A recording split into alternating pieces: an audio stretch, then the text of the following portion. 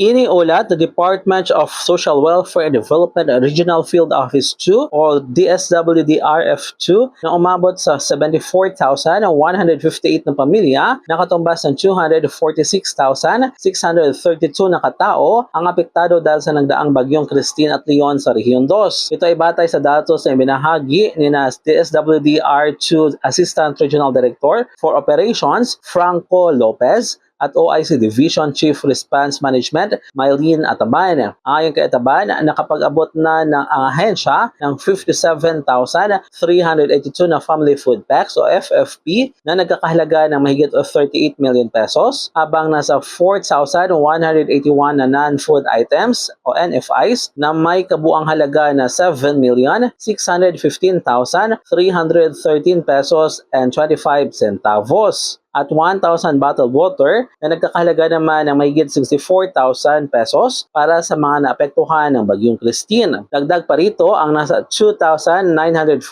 na FFP na nagkakahalaga ng halos 2 million pesos at sleeping kits na rin ang ipinamahagi sa mga apektadong pamilya bunsod ng Bagyong Leon. Dahil sa lakas at walang humpay na pag-uulan na dala ng dalawang bagyo sa mga nakalipas na araw, ay umabot na sa 12 kabahayan ang naitalang totally damaged, habang nasa 197 naman ang partially damaged mula sa buong lambak ng Cagayan. Sinabi naman ni ERD Lopez na agad na nabigyan ng kaukulang tulong ang mga pamilyang nasiraan ng bahay na maaaring magamit nila upang makumpuni o maayos ang mga nasirang tahanan. Ayon kay ERD Lopez, siniguro nito na lahat ng mga apektadong pamilya ay naabutan ng tulong bilang bahagi ng kanilang mandato, lalo na sa panahon ng pananalasa ng iba't ibang kalamidad sa probinsya. Mula dito sa Cagayan, MG de la Cruz para sa Radyo Alternatibo, Balita Nationwide.